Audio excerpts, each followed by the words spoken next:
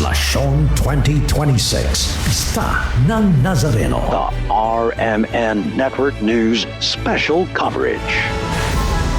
Mga deboto naman nakiisa sa traslasyon ng Poong Jesus Nazareno sa Cagayan de Oro. Umabot na po sa mahigit 23,000. Ang kasama natin sa balitang yan si Rajuman Menzi Montes ng RMN Cagayan de Oro.